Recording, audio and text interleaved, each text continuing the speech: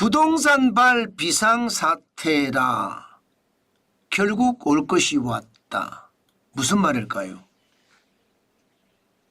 부동산 쪽에 상황이 점점 꼬여가면서 말입니다. 지방건설사들이 계속 망했잖아요. 그러다가 중앙건설사도 망하고요. 그러면서 이게 금융위기로 발전할 수도 있다.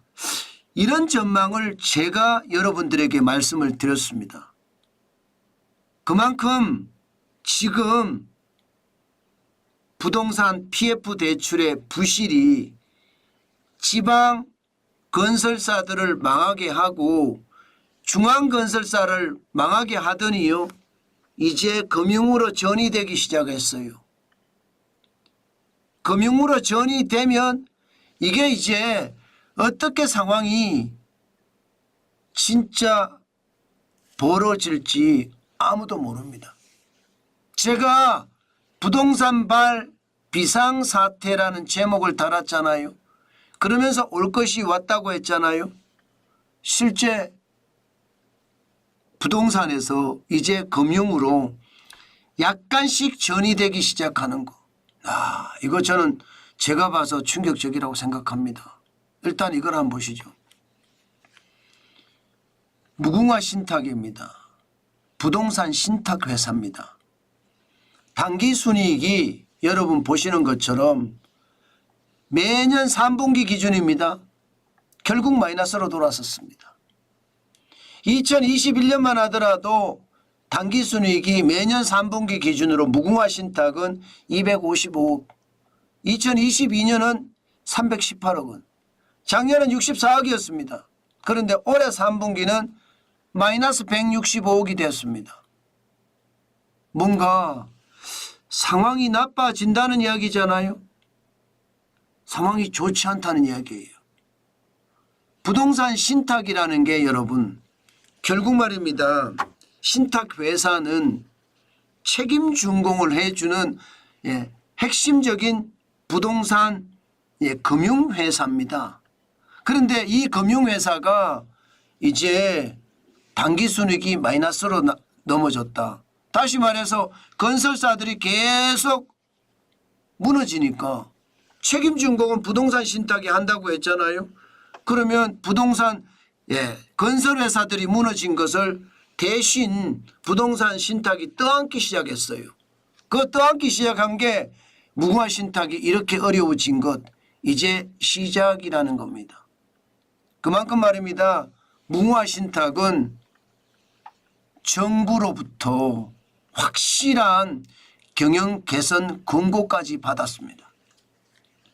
쉽게 말하면 경영 개선을 못하면 팔아넘기든지 아니면 스스로 정리하라는 겁니다.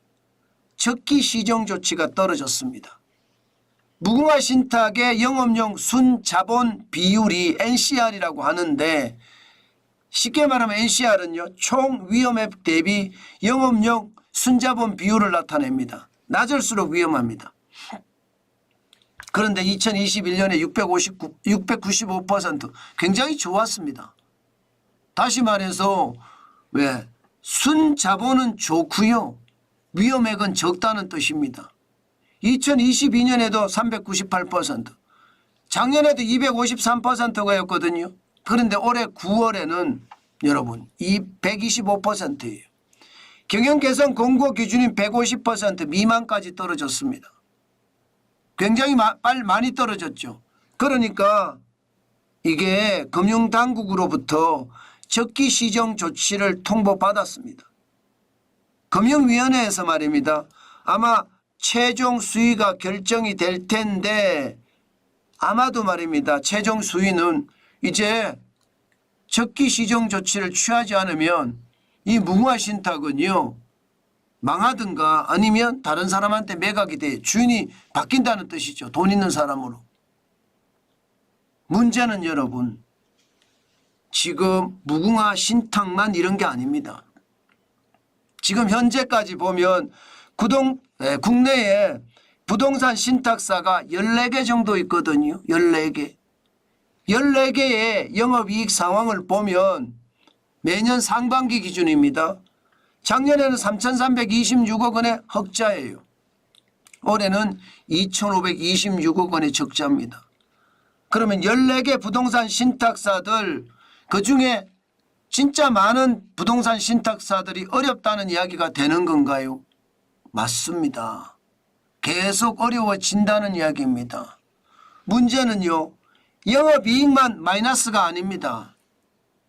이게 말입니다. 영업이익보다가 뭐 2,526억 원이니까 얼마 안 된다 이렇게 이야기할 수 있거든요. 그런데 영업이익이 문제가 아니라 이거 말입니다. 신탁 개정 대여금 점점 큰 폭으로 늘어납니다. 2021년에는 2조 1천억 원이었습니다. 그런데 2024년 1월에서 9월 사이는 벌써 6조 7천억까지 늘었습니다. 2년 9개월 사이에 3배가 넘어섰다는 이야기예요. 219%니까요. 2조 1천억 원이 4조 6천억 원이 늘어서 6조 7천억 원이 됐다는 뜻입니다. 여러분 그만큼 말입니다. 지금 부동산 시장이 어려우니까 부동산 신탁에서 더 맞는 비용이 많고요. 더 맞는 비용이 굉장히 많으니까 부동산 신탁사들은요. 돈을 빌리는 거예요. 돈을 빌려서 집어넣는 겁니다. 기본적으로 부동산 시장의 선택에 제가 여러분들에게 PF 부실이 결국은 금융으로 전이될 거다 말씀을 드렸는데 그게 점점 현실이 돼가는 겁니다. 그러니까 시장에서도 이제 올 것이 왔다. 부동산 쉽게 말하면 건설에서 지금 PF 부실이 문제가 생기니까 건설사들이 줄줄이 망했는데 이게 이제 건설사들이 망하면서 그것을 떠안은 부동산 신탁 탓을 굉장히 어려워진다. 중소건설사가 부도가 나면요. 신탁사들이 책임 준공을 해야 됩니다. 그러면 기한 내 책임 준공 계약을 위반하잖아요. 위반하는 경우 손해배상 소송을 하게 됩니다. 왜 실질적으로 책임 준공을 왜 안 해주냐 이거예요. 건설사는 망했으니까 건설사한테 할 수는 없는 거고 신탁사한테 하게 되는데 신탁사는 책임 준공을 못 해주면 이제 부도나기 시작하는 거죠. 실질적으로 신탁사 이익이 급감하면서 부도 위험이 난다. 그러면서 말입니다.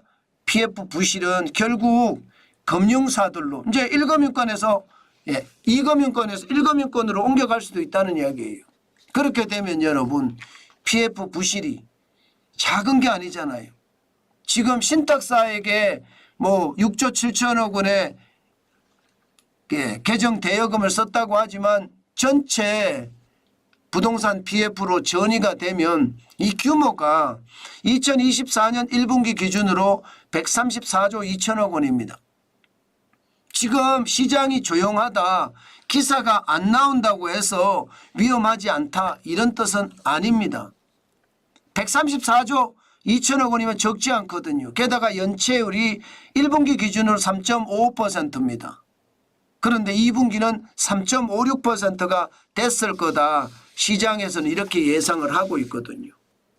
그러니까 지금 부동산 시장에서는요. 사실상 비상사태다 이렇게 이야기할 수 있습니다.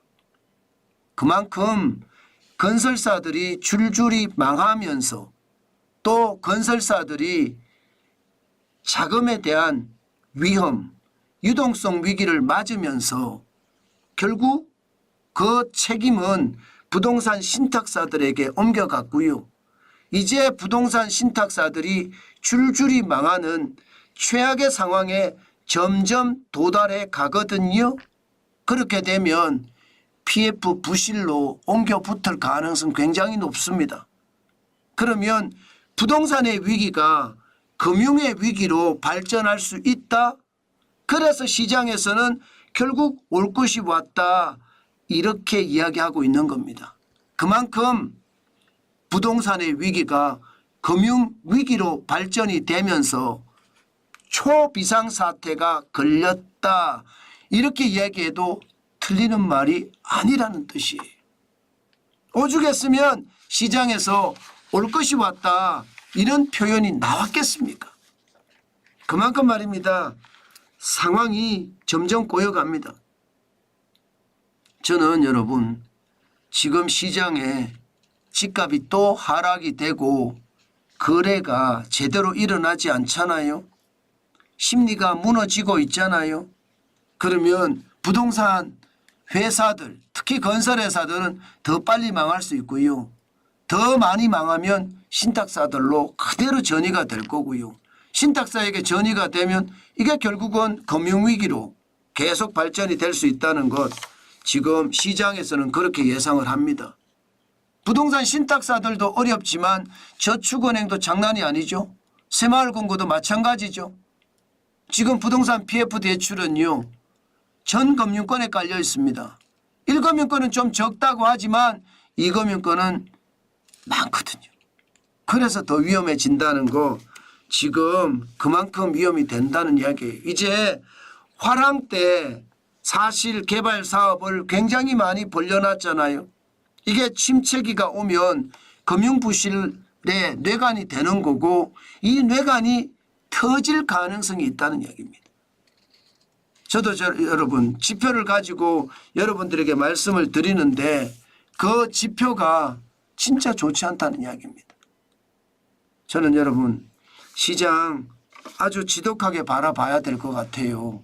요즘 같은 시장에서 건설사들이 무더기로 폐업을 하면서 결국은 신탁사에게 모든 게 맡겨지고 14개 신탁사들도 지금 어려워지는 형국이거든요. 이게 이금융권하고 함께 펑 하고 터지지 않을까. 그 걱정이 커졌다는 뜻입니다. 그만큼 부동산발 비상사태는요. 자칫 부동산발 금융위기가 될 수 있다는 것 한 번쯤 생각을 해보고 우리가 차근차근 대응을 해 나가는 것 굉장히 중요하다. 그 말씀 여러분께 강조해 드립니다. 저는 이럴 때 집 사는 게 아니라고 생각합니다. 결국 말입니다. 위기의 신호가 또 터진다는 것은요. 그만큼 나쁜 신호가 된다는 이야기니까 지금은 현금을 쌓아가는 게 가장 좋다. 여러분 강남 부자들이 현금을 쌓는다고 하잖아요. 결국 위기가 터질 테니까 지금 현금을 쌓아 놓으면 위기 때 더 큰 부자가 된다는 것 강남 부자들은 이미 인식하고 거기에 따라 대응하고 있는 것으로 보인다. 지금 이렇게 보고 있습니다. 그만큼 말입니다. 상황을 정확하게 인식하고 거기에 대비해 가는 것 저는 굉장히 중요하다고 생각합니다. 정환진 TV를 보시는 많은 분들 저는 반드시 위기에 대응해 가고 또 위기에 대응해 가시면서 시장을 냉철하게 볼 거라고 믿습니다. 물론 말입니다. 제 말이 다 맞지는 않아요. 그러나 여러분 반드시 여러분들이 제가 분석해 드리는 것을 아마도 참고는 했으면 좋겠습니다. 참고. 제 말이 다 맞지 않기 때문에 뭐 참고 정도는 저는 100% 맞다고 생각합니다. 그런데 상황이 너무 꼬여가니까 더 위험한 상황이 된다는 것 다시 한번 기억하시고 시장에 대응 저는 했으면 좋겠습니다. 제가 시장을 볼 때 진짜 냉철하게 보려고 노력하거든요. 제가 시장을 객관적으로 보려고 진짜 노력합니다. 그만큼 말입니다. 여러분들도 요즘 같을 땐 조심 또 조심하는 거 잊지 마시라. 그 말씀 강조합니다.